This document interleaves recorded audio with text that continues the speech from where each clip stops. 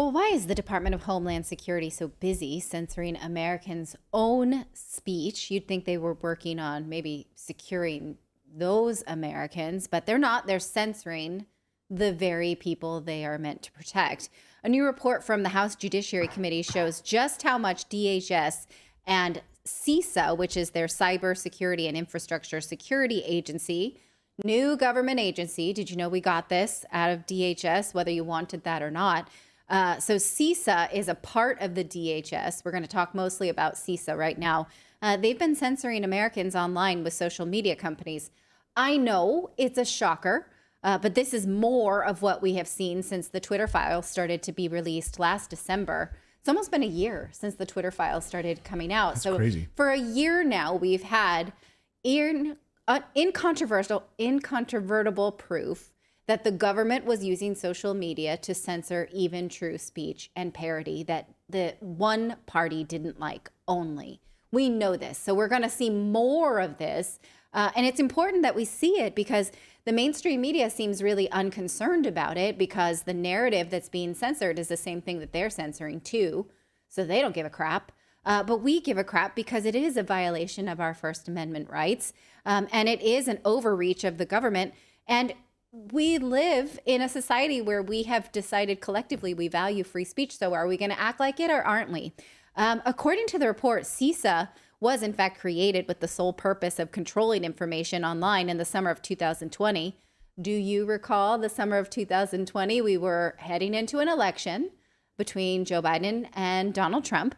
And we were in full effect with the pandemic lockdowns, vaccine rollouts, conversations that were being censored online even then around the true death rate of COVID, effectivity of masks, the origins of COVID. Recall those conversations were also censored. But the government can't just censor you outright. So they were using think tanks to do it. So here's kind of an outline that the Senate subcommittee put forth that the federal government, since they can't censor you directly, they were using this go-between of the Stanford Internet Observatory plus these other think groups. Now, let's keep this up on the screen for a second. What gives me pause is this G in the center. What that is Graphica. Graphica is the same group that accused the federal government of creating fake social media accounts in the Middle East. Do you remember this report from last year when it came out that the Pentagon was basically opening fake social media accounts to foment discord in the Middle East and conduct psychological operations? So Graphica, I'm just very confused. Why would the government choose Graphica to do this work? Wasn't Graphica who... Go ahead. Sorry, really quick. Wasn't Graphica also the one that caught Facebook in that big controversy about sharing people's data?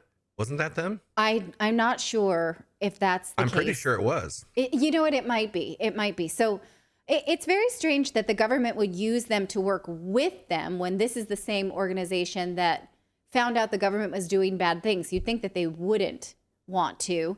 Maybe they didn't know because the report on the Pentagon was published in 2022 and Graphica was working with Stanford in 2020 to censor speech online. So this one, I don't know. Maybe if someone who works for Graphica wants to tell me what they're playing at, I would love to know. Anyway, these think tank groups went ahead and produced information that the government used to punish people on social media. So what they would do was basically write up fancy reports around like, what are the topics that should be censored for possible online safety, like people who were vaccine hesitant or people who maybe wanted to say that natural immunity was stronger than a vaccination. These are the topics. Here's a paragraph. Why? And then the government was using that to reach out to social media and say, tone down these things, cancel these people, downrank this, put this person in a timeout. Here's what they call it, according to the Senate subcommittee. They called it switchboarding. It describes the federal government's practice of referring requests of the removal of content on social media.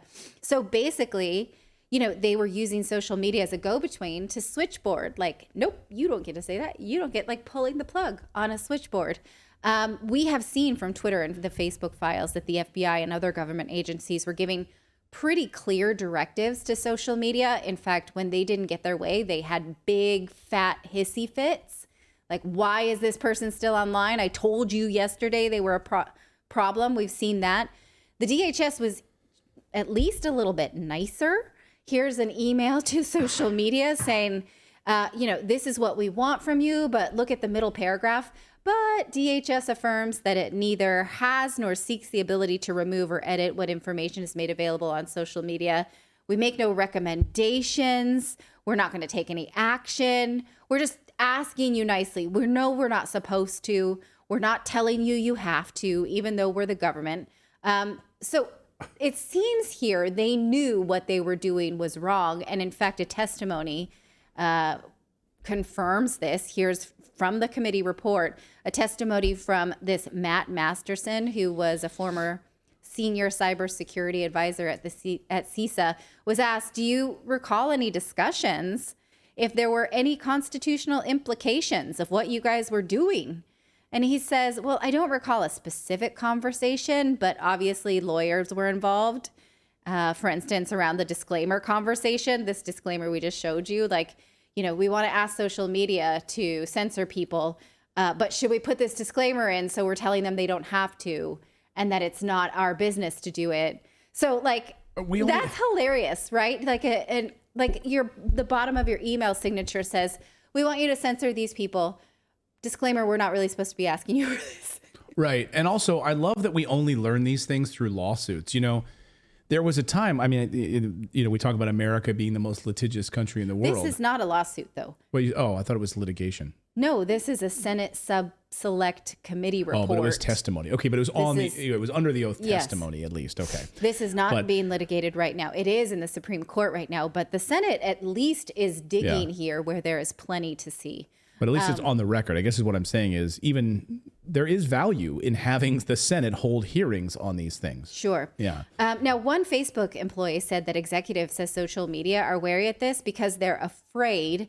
It reminds me of the quote from V for Vendetta that people shouldn't be afraid of their government. Governments should be afraid of the people. They're not afraid of us, but the social media companies and myself are afraid of the government. Look at this exchange, and I'm sorry, it's on two different page breaks, so that's why it looks kind of crazy. Says, why can't you have a casual conversation with the FBI? What this guy was saying, a Facebook employee, was that we're afraid when they come around because we could get dragged into something that we didn't understand. So the answer that says, I think the defense attorneys will tell you that the FBI agents are always looking out. You might feel like you're having a friendly conversation with them, but you never know if you're actually the target. And I think there's been a number of situations where companies have tried to engage the FBI because they were, say, victims of a cyber crime, and then they end up getting punished, or their executives get punished. And, dealing with law enforcement agency that has coercive powers is just a risky thing to do, he says. And so that's true. Obviously, the FBI is allowed to lie to you. That is one of their powers. The questioner continues well, do you think that everyone feels like that? At Facebook, he says, oh, yes. The policy of the company was that an executive could not talk to the FBI without an attorney present. And the questioner says, even if the government represents that the interests are aligned, and they say yes. He says, is this well known by tech executives? Yes. Everyone is aware, basically. He says all executives of all public companies understand there's lots of parts of the government that can punish you for activity that you thought was appropriate. So they're scared. So as much as you want to sort of hold Twitter or Facebook or Google their feet to the fire for complying with this First Amendment violation, they're just as afraid as the rest of us. Now, obviously, they have a vested interest. Facebook wanted something from the government, which is for the government to go to bat for them in Europe. So they weren't doing the right thing out of self-preservation. Then you can decide whether or not you using Facebook for that reason. I mean, when you have the FBI showing up to your company being like, this sure is a nice social media company. It'd be a shame if something happened to it.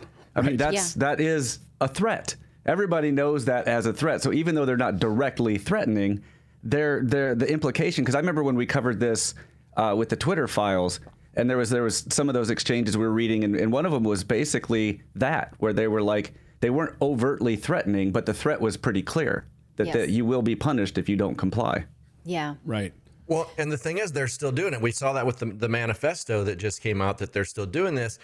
But I thought that Twitter would have been an example for them to know that you can stand up to this and your platform will not go away, because X or Twitter or whatever stood up to it for the most part. I mean, there are still some lingering things there, but for the most part, nothing happened. Well, that remains to be seen, because we have a Supreme Court case now, which will decide how much the government can collaborate with social media. That is in the courts right now. Now, CISA, we know this already, but it's good to see it in writing, eventually got tired of sending emails with lists of people they didn't like. So they eventually asked for a direct reporting portal. Look at this. Says, and again, here it says the DHS cannot openly endorse the portal, but we're asking for the portal. And here's some bullet lists of things that we would like. We know that they at least got access to a reporting software that only required a .gov email address. We know that that happened from the Twitter files. Now, the committee interviewed CISA employees and found out they weren't really that concerned. They said, well, did you know you're censoring Americans as well as foreign actors? And they're like, yeah, that happens. We're more concerned with the information, not of who's doing it. So, if you're an American passport holder, you think you have these rights. The government's not that concerned with you having those rights.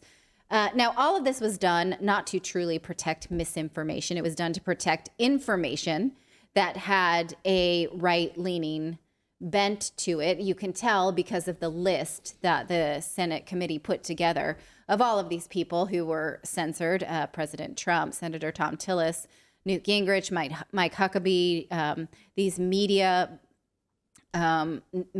organizations, Candace Owens. I mean, you probably recognize these names. And then, the reports just sort of compliantly said, I mean, it was a what's the expression? Wag the dog, right? Because the government would say, can you write me a report on why what Candace Owens says about George Floyd is dangerous? And then they would just do it, right? Anybody could do that if you know how to just sort of write propaganda. And then that was used to weaponize, sent to the social media companies and said, this is why we can't have this. Take it down. We would like you to. We can't ask, but we're asking. And that's what happened. The workflow was kind of like this. Again, this was on our taxpayer dollars. They started to, give their projects names like Election Misinformation Project or Election Integrity Partnership, like they're tamping down on this information in the guise of. So it was like, we have this committee. We start to, hire people to write reports and emails. It goes through these think tanks. And then we use it and it goes back. I know that's not a beautiful graphic. I didn't make it. And it goes back to the social media companies and then they do what we want. If they could cut out the middleman and basically just slice the chart and tell them themselves they could, this is a workaround, you guys. Well, this is exactly what we do in other countries, too, to push out propaganda. We create these organizations that are like peace organizations or whatever. That's what they're designed as. And they're to spread propaganda to push the war. Yes. Yeah. And that's where we find ourselves today, you guys. Our taxpayer dollars being used to pay for fancy book reports, basically, where the government says, I would like you to write me a report on why it's dangerous to speak on behalf of natural immunity to any virus. Thank you so much for watching this segment here at Redacted. We are live every day at 4 p.m. Eastern Time, trying to share the stories that the mainstream media will not cover. You should also come over and join our community of Redacted Rebels over at redacted.inc. That's our private locals community where we can share exclusive content that we simply cannot share here on YouTube. Come over and join the rebellion together right now by going to redacted.inc. We'll see you next time.